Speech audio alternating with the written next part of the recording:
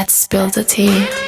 Well, basically we met up in a coffee. Experiencing something, having an experience is much more important than actually owning something. The Dior jeans. Really? I don't fit in them anymore, of course. But when I go back to Asia, circular economy, sustainability. Let's spill the tea. Spill the tea. Ready? Let's go. Anton, thank you for being here. Mm-hmm. I'm super excited because I know Forbes is maybe the largest luxury handbag rental company in Europe. You will have to tell me because I'm not in the industry. Yeah. And really happy to have you, especially you are the co-founder and also the CEO of the company. And before we jump on this topic, tell everybody about who is Anton. Like, what's your experience, what's your title, and then what brought you into this business? I am the co-founder of Forbes. I'm doing this together with my other co-founder, Marlena. And before starting Forbes, was actually in B2B SaaS. But I didn't really like the B2B sales because it's a bit without passion, you know. For me, at least it was like this. And so I was very happy that we actually decided then to start something ourselves and to chose then a B2C product. And what actually brought me to Forbes was the idea of bringing more sustainability into the fashion market. So how did you meet your co-founder? We actually met during school time, so we were from the same city. I was then away, I studied in Austria and in Taiwan. Then when I moved to Berlin to actually start to work in startups, she was also in Berlin at that time. Thinking about the idea, then actually I met up with her because I knew that she had the best background for this. Because she is really into fashion and has like vast experience on the buying side. She's been like a buyer for several companies in Germany in the luxury segment, and this was just a perfect fit. And also there's of course a personal fit, so it was a very easy decision for me. And when I told her about the idea, she was instantly like on fire and wanted to be in on it. Yeah. Really? And when did Forbes establish? We were founded in 2020. Yeah, so basically right before the first lockdown. I think we started like a week ago, like a week before. So it was a bit difficult times. 2020. Yeah. Did you see any consumer behavior change before and after the pandemic in the luxury sector? It's a bit difficult for us to say from our product perspective, right? But I mean, like, we definitely saw changes because basically the changes in the industry gave us the necessity for our product. If we go back a bit in time, and I don't know, I know that you're also like a big fan of luxury handbags. And so basically we saw that the demand for items really rose in a way that people want to have new items quicker and actually use them not for such a long time anymore as they used to. Like, let's say 5, 6, 7, 8 years ago, women were super happy with one of those luxury handbags for over a year before she had the urge to get the next one. And now we're more like at 2 or 3 months. And this is just also not very affordable for them. And it's also not very sustainable. And we looked at this and we actually thought about how we can build a product that allows us to give the customer what they want, yeah, the variety in fashion that we all also love, but also in a sustainable way and also in an affordable way. And since the consumption became so fast, the concept of ownership doesn't really fit anymore. So, and this was basically the starting point for our idea that if we don't have ownership anymore, we can actually consume more and have the variety and also at a cheaper price point. So you mentioned that is one of the concepts you started. So take me back to the day that you and your co-founders said, okay, we are going to start a company right now. Take me back to the day, like you all like so excited about the idea and decided, let's do it. Well, basically we met up in a coffee and I told her that... In Berlin? In Berlin, yeah. Is that a startup coffee, that one super famous? Or no? No. It was just like, I think it was like some vegan place and... of course, vegan. Yeah, of course, it's a vegan Berlin. place. It's Berlin, right? So, also, yeah, and we just basically met up and then... I actually came straight to the point that I had this idea, and so it was just a rough idea. So it was handbags, yeah, because handbags, just from the market perspective, and also from the perspective of how things are actually easy to maintain and to operate. Handbags were a given already at the beginning. I told her about the idea, and she was basically asking me straight if she can be in on it, and I was like a bit like, whoa, wait. Don't you want to think about it? And she was like, no, she was sold directly from the beginning. Then we went for a walk and actually I think we started to work like I think basically the next day on it. It was actually very, very like this. Oh, really? Yeah. So like we all know that luxury bag is actually pretty expensive, right? Yeah. They range between probably a couple of hundred to a couple of thousands.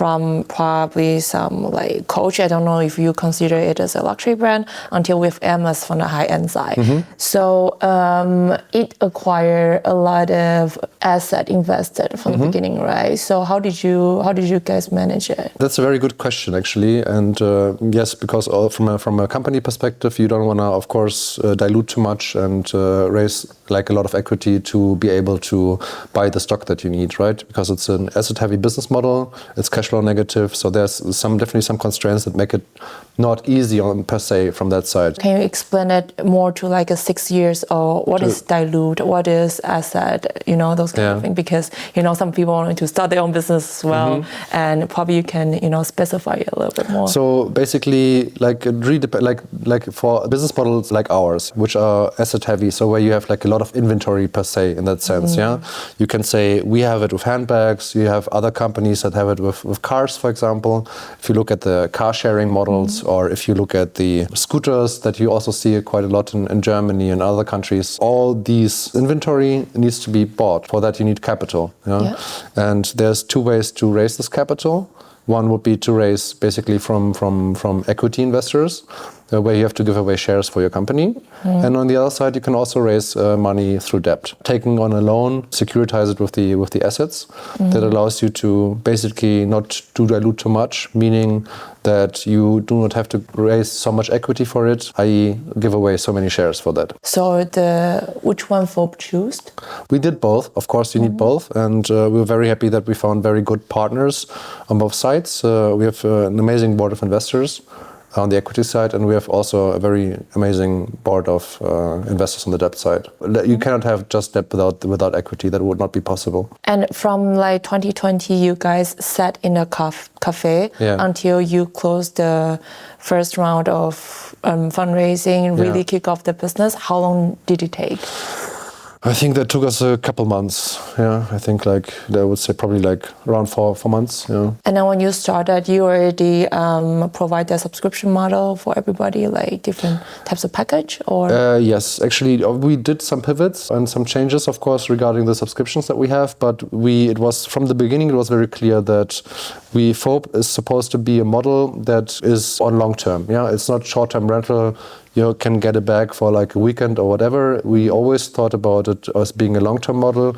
And we see our customer, a woman that maybe has one black bag, or you, for example, I know you have a lot of those black bags, but everything else, everything that is a bit more fancy, everything that is a bit more colorful is actually being provided by Fob, And hence also like this, the longer time for the subscription made perfect sense. It's structured like an access subscription, It's not that you basically rent one specific bag, but you're getting this access to this amazing collection of variety of bags, Right now we have around 400 and that you can choose from and you can swap all the time. For us it was very important also from the beginning to make it very easy, because it's a rather new model, especially here in Germany, to make it very accessible, and which is why we have a portfolio strategy for our bags, meaning that we do not have a price difference for, let's say, if you pick a Bottega Veneta padded cassette that is above 3.5K right now, or Prada bag Cleo, which is around 2K. So you're still paying the same price for the subscription, not regarding the asset that you're actually holding. Got it. And then like which kind of package normally people choose? So basically, you asked how we started. We started actually with this way. You have like a complete access. Just basically, the difference was how many times you can swap a bag. That was the difference how we started. And then we shifted a bit to having fixed box subscriptions as well, which have a 6-month period where you have fixed exchange cycles every 2 months. Because from our first experience, it was the sweet spot of the time, how long people want to actually hang on to a bag. And these boxes are actually having a big demand. But also we still have our unlimited subscription, which is a bit more expensive, where you have much more flexibility. So it's still the same in the sense that we are still, like, basically price differences that we have are not really on the models that we have, but more on the flexibility that you have. What's the demography of this kind of service? Because if I recall, when I was studying, I did the luxury management class, and then actually luxury, there are like 6 different personality, right? Yeah. And one of that kind of like the ownership of luxury. That's what people really want. And I think this idea is really good because you're in a circular economy, which means you're in a really front runner in this industry. What I'm wondering is that does this kind of the changing of landscape in a luxury industry, in your case, the demography will be different because when we look at traditional side might be a bit older, they want to have this kind of status symbol and then really hold on that. And what's your customer segment looks like? That is definitely true. I mean, the typical customer for luxury is a bit older, but luxury has this huge shine to it, and people are drawn to luxury. Yeah, people love luxury and want to experience luxury. I think also because they're talking about ownership, I think that the topic of experiencing something, having an experience, is much more important than actually owning something for a lot of people. Our demographics are actually younger, so we are more into Gen Z and millennials that are basically the core group of our customers, and we are often even the first touch point that our customers have with luxury. And then your customers are more in only Europe, or you're operating worldwide? So we're currently mostly focused on Germany, and we have also services in Austria. Yeah, so these are the regions where we currently operate. But we, of course, we have planned to expand further in Europe. Yeah. And I think in the next 3 years, there's going to be a lot of different countries where we can actually start operating our services. And I just read an article from L'Official Austria that your co-founder got an interview with them. And I see a paragraph which really caught my attention is that you want to be in a kind of like unisex kind of brand. You don't want to only focus on female target audience, but instead you wanted to broaden your segments. So do you also offer service to the male customer as well, and the demographies are the same as the female segment or not? I would say that we are also looking at our customers, like around 96-97% of our customers are female identifying. We do not have a lot of unisex bags which would attract more males, but it's planned for sure. I think maybe what she also meant in that case is that I think it's very important for us to show that we are a very open company. So I mean, it's very important for us to show also diversity. We try to do that also on our website and the way how we communicate, and just a very important topic for us. Can you tell me age range of your customers roughly, like from which age to which age? 20 to 35, so in this age group. 20 and 30, because you said 25, so okay, that is really... 20 and 35 is the core group. 20, you will be like the older Gen Z, right? And do you know why they rent a bag? I think when you look at this generation, you can definitely see that the topic of secondhand changed. Secondhand actually can be something that is actually even more appealing than being a second owner, or not being an owner, but actually using something that has been used by someone else is something that might be even more attractive to them than being the first user. The topic of sustainability just plays a very important role in this generation. I'm very happy to see that. This is also what drives us. We are driven by the topic of sustainability in fashion. On Instagram or TikTok, you can see a lot of younger generation, Gen Z, for instance, they love this kind of retro 90s, 80s kind of handbag. They always buy secondhand. Yeah. About rental business, since you probably invest a lot of effort also maintaining the bag, do you see secondhand selling market is your competitor? I don't see us as competitors when you, for example, compare us to Vestiaire Collective. We are a bit more upstream actually, because we are getting the bags as first, so they are new when we have them, and after the life cycle that they have with us, they are going to the secondary market. So do you think the first-hand couture brands are your competitor or actually your friends? We are basically having a different distribution model for their goods, right? So I would say that we are playing the same team in that sense. We have a different target group. Our target group is much younger. I think it's actually very important that we are actually creating the first touch point for luxury for them. That is more important, and also important for them when they grow up. And also, I don't think that ownership is going to go completely away. When they will buy handbags, they will buy handbags of those brands, because they're used to the quality. And on the other side, also the topic of circular economy is very important for those brands, because I think that the topic of sustainability is very pressing in fashion. Circular economy is one way to actually create a world, I think, where we can have this variety in fashion and keep it, but also having it on a sustainable way. And how long is one bag of the life cycle that in your company? That really depends on how the bags are being treated. We're actually very fortunate that customers treat the bags very well. So they can be up to 2 or 3 years in rotation, basically. Do you know how fast your customer change their bag? Because since fashion is pretty quick, you know? I would say on average, it's 2 months. Yeah. 2 months. So imagine if you have to go buy every new bag every 2 months, it's actually quite costly, right? Yeah, right. I mean, you would pay definitely several thousand euros a year if you would have this, could be able to basically have this variety that we are offering. Yeah. So it's a very strong value proposition. So you say you were a co-founder, she already had a tremendous experience in this segment. How about you? What was your first relationship with luxury? Well, I can tell you my first experience with luxury. Actually, when I was young, I was really into indie music. My favorite bands were dressed in Dior, so I kind of wanted to look like that as well. And so I kind of got into fashion quite early as well. I've been basically into that ever since. When did you buy your first luxury bag? I think when I was bag?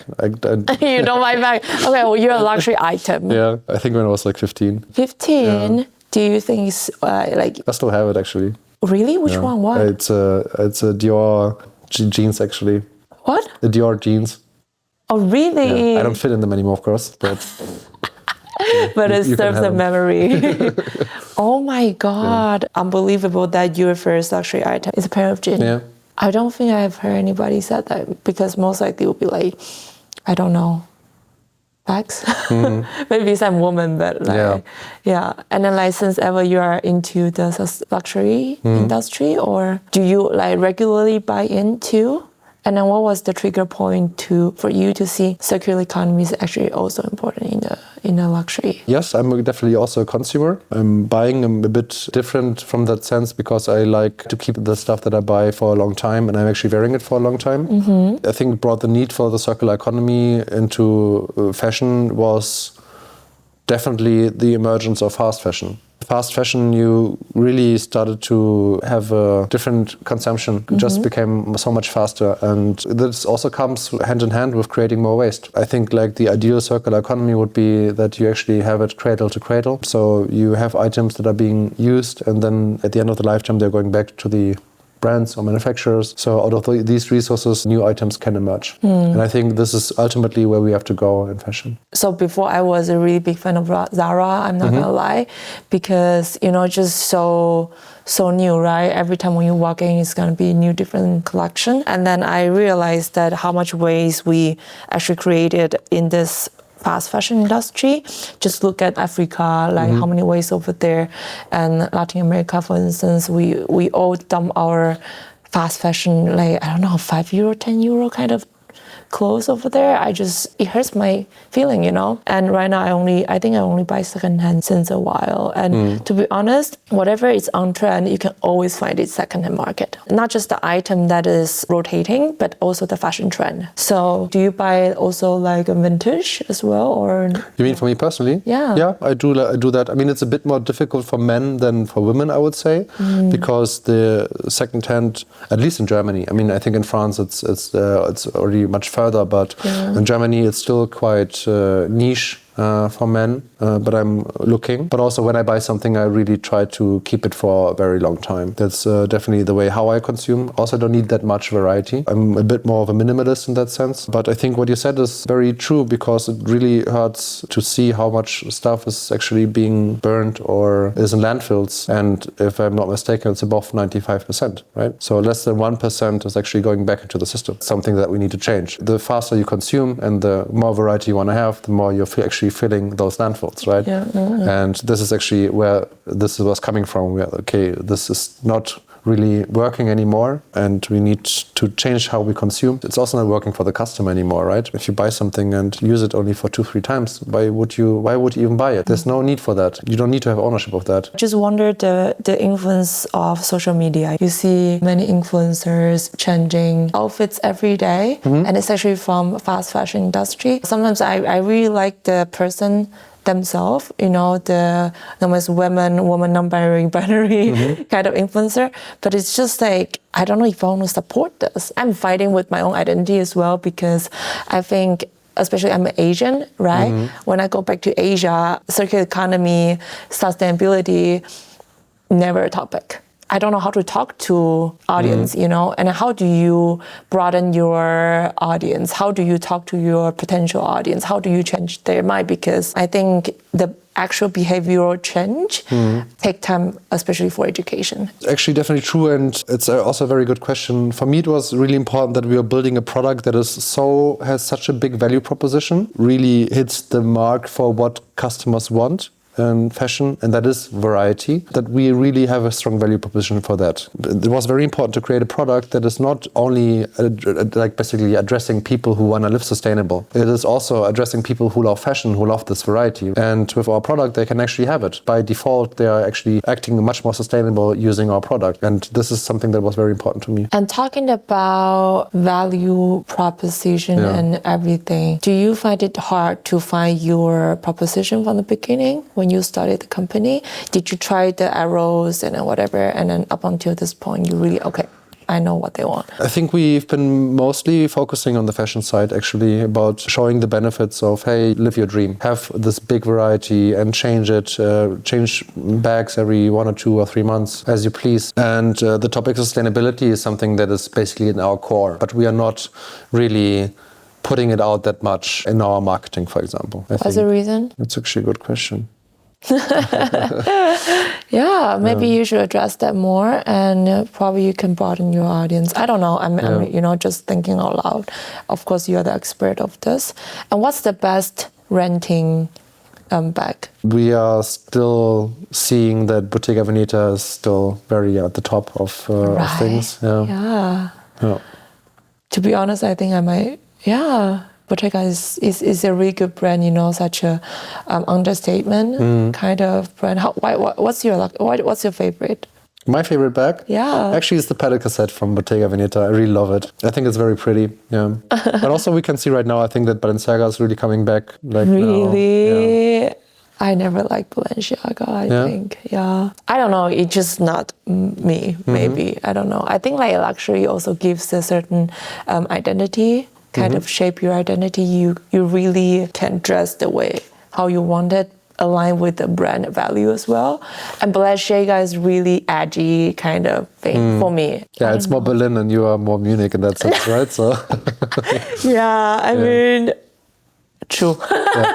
But Dior is good. Dior is good. Yeah. Dior is, I think it's pretty mutual, right? Yeah, definitely. I mean, we have a lot of ask for Dior as well. Yeah. And, do you have Dior? Yeah, we do. Yeah? Which one? The book? Yeah, we have the top books, for example. We have the saddlebags, and a couple other models as well. With your model, actually, luxury become more affordable. It's actually a little bit counterintuitive, right? Normally, when you think about luxury, you think about, I need to save up for so long. And then right now, it becomes so affordable. In your case, what's your take on this?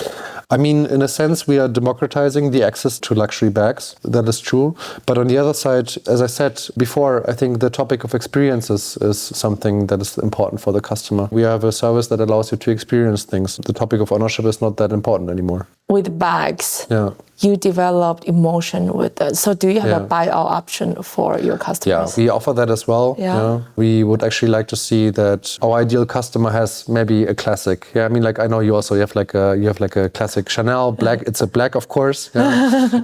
But if you want to have a bag that is I don't know, let's say pink or green or whatever, or something that, and those bags you would actually get them over our service. What happened with those bags after 2 or 3 years usage in your platform, and then what happened afterwards? They're going to the secondary market. Yeah. You also sell on the secondary market. Do you offer to your customer first, or you separate the market? It's a bit mixed. I mean, we have a separate platform for the resale, basically. So we don't do this on our primary subscription side. We definitely want to work on changing the behavior, promote that. On the other side, of course, it's a part of our business as well to sell those back into the secondary market after usage.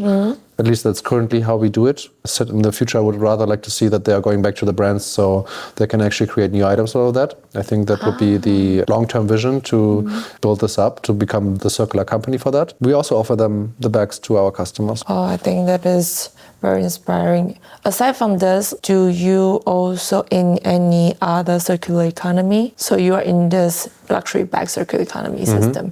Do you also personally, as a consumer of other circular economy, how can people also contribute from the individual level, basically? I'm a big user of tech, for example, and I don't own any of the tech that I use. Tech? Yeah, tech. So basically, if it's my phone, if it's my laptop, if it's my smartwatch, that's stuff that I do not own, and I'm using basically companies that are offering them, like also in the circular economy model. Ah, so you don't own those kind of technology products? Yeah. Really? Yeah. Okay, I didn't know that about you. But what was your reason? For me, the reason was I'm using my phone quite a bit. So actually, this one was actually very practical. So I'm using my phone quite a bit, and the battery is too low to bring me through a day properly after a year for sure. So this would be like the time I would be like, meh, I would rather need to have a new phone, but I would not go through the hassle of actually selling a phone, and because it still is very good for most people. It's just for me, it's just the battery life is just not good enough anymore. So for me, it's like perfect to have a phone for a year, and then even if it's the same model, it doesn't really matter. It's just really like a battery game there for me to exchange it for something new. And then you just mentioned that you lived in different continents before. Yeah. In terms of circular economy in a luxury segment, do you see different consumer behaviors? Like I just said in Taiwan, I see totally different from what we are doing in Europe.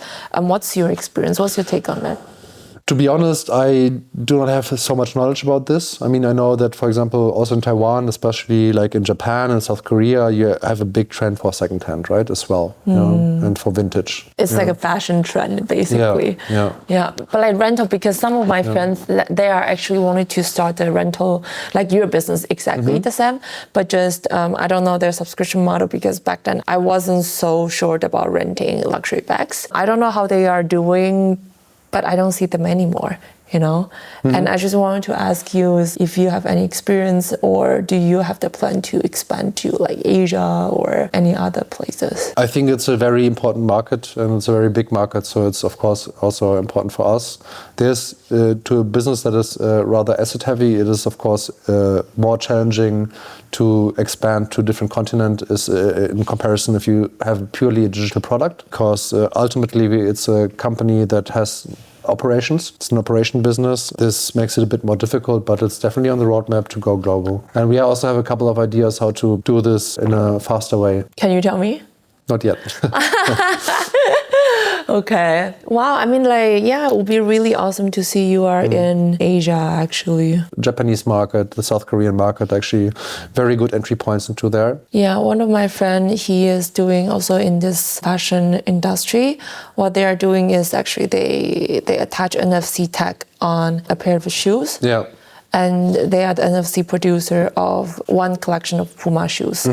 And for the long run, they also want to tap into circular economy. So basically, in the future, everybody can track the item. Yeah. And then, of course, from the end user side, probably they don't care that much. But from the brand side, from the company side, you can actually see how you achieve your circular economy and in a very transparent way. So what do you think about those kind of technology which can prove more of your transparency and accountability? I think it's very important, especially in luxury. It also serves different purposes, right? I mean, like we're talking about Asia. Asia is also like a big haven of fake products, right? Especially when we're talking about luxury products. To have if it is NFC, we're also authenticating our stuff, like basically every stock that we have whenever it comes back from a customer, so we can be 100% sure that we are receiving the same item back that we have been sent. So also from this perspective, it's a very important topic to have this transparency, this chain basically in luxury. Yeah, and in general, I think that there's like a lot of interesting ideas about tracking, and especially when you're thinking about the fashion industry, it is also a very important topic to know where something is coming from, to be able to recycle it properly, because it just doesn't work in a way that you can just put everything together and recycle it. It's actually a bit more difficult. But I don't think luxury bags do do brands recycle? If you're looking at Prada, for example, Prada, the nylon collection, they're saying that you can actually send it back at the end of the lifetime and they are being reused. I think Prada is also a very good example of a company that is actually quite forward-thinking regarding this. And it's also a big topic for caring in general. And also LVMH is looking quite a bit into the topic of increasing sustainability and how circular economy can take a big part of that. Yeah, because fashion is one of the most polluted industry, I'm not gonna lie. It's data, right? That's true. Yeah, if you count the emission globally, I think it's the third or fourth most CO2 emission country in the world. If you count it as if you count this industry as a country, you know. Yes, and that we are not just looking at CO2, right? So we also need to look at also different things. I completely agree, and this is why it's very important to keep the resources in a good shape and being basically used for as long as possible. Is this your first company? Yeah, it is. And how do you feel like until now? I mean, it's been of course, a startup is always a bit more difficult. Like when you start, you think like everything is going to be like really amazing, and you have like this drive, which is really amazing. And then you also have some periods that are a bit more difficult. We started right into a pandemic, which was of course a bit unfortunate, but we actually steered through that actually very well. And so there's always things coming up, but it's a very rewarding experience. It's amazing to bring something to life that is bigger than yourself or bigger than Marlena and I, the two people who started this, to have employees, to have your vision and mission coming to life is something that is truly remarkable. I think it's not that common as a founder, your first company is successful. I consider your startup is successful. So what kind of carry you through the journey? You just mentioned that there's ups, there are like downs. What kept you going? I think we have a strong mission and we are very mission driven. On the other side also, of course, my co-founder. Yeah, I mean, without my co-founder, I would never be sitting here right now. We would not have had the success that we had so far. She's playing a vital role into this, and also in periods of down, like you need to have someone that you can actually, that truly understands you in that sense. Yeah, and that is in general, it is your co-founder. So I would also not start a company just by myself. Yeah. Really? Yeah, I probably would not. Because of FOB, or before that you already knew that if you want to start a company, I need a co-founder? I think it's not something that is like a secret. It's always, people say that you should always have like a co-founder. It's better to do something in a team that, and I can just completely agree with that. Like from the experience that I had, looking back at it, I would not have managed it without her, for sure. So in that sense, I would say that also if I decide to have another startup in the future, I would also do it always with a co-founder, with a team. Yeah. What was your lowest moment? We had one low moment, but basically it's right at the beginning, right? So we've been working up on a launch date. We had like a list of people who want to use our service, and then you go live, and then a week later you have like lockdowns, right? And your product is basically useless at the time. This was really low because it was coming in a point where you had like very high energy and you were like pushing into this. Something that really hit us very low in the stomach. We had like 2 customers in the first month, so it was, and you had different expectations. But fortunately, this phase was not that long, and after actually even like 3 months or so, we actually started to pick up. It worked out quite well. Wow, how did you manage your emotional roller coaster within those 3 months? Actually, we even started to think about other things, how we can actually provide value during that time, like about style guides. We were thinking quite a lot about how we can actually communicate, market our product in that time, and we used the time to foster relationships. Of course, we were also not the only company that had this situation going on, right? So I think we used it rather effectively, and then we basically hit it off right afterwards. Yeah, I do think that strong mental game is always one of the must-have for all the startup founders. Because if you don't have a strong mental game, you take everything literally. Okay, talking about like traceability and accountability, have you ever received a fake bag from your customer? No, we haven't. Yeah. Okay. But to be honest, also we are of course quite knowledgeable regarding fakes. The kind of bags that we have, and since they're usually like very new, the new models, it actually takes some time until you actually are being able to get fakes in a quality in Europe that would actually being even able to fool us. Yeah. Yeah. What's the most interesting story your company encounter with your clients? Because such a new industry, new demographic. I think what you said earlier, like that a bag is a very emotional product. Actually, that's something that really is true. For example, sometimes you have a situation where a bag is coming back damaged and you already have this planned for someone else. Then you give this person a call and say like, hey, we're sorry, but we cannot give you this bag right now. You need to get a different one and you cannot have it at a later point in time. This can be something that can be quite dramatic for the person that's actually waiting for this bag because they were like really, I want this one bag and this color, and I was really, really waiting for this one. So it's actually quite interesting, as also from a service perspective too, because ultimately we are a service company, right? To provide this stellar service, it's actually sometimes also quite challenging. And what's their reaction? Crying on a phone or?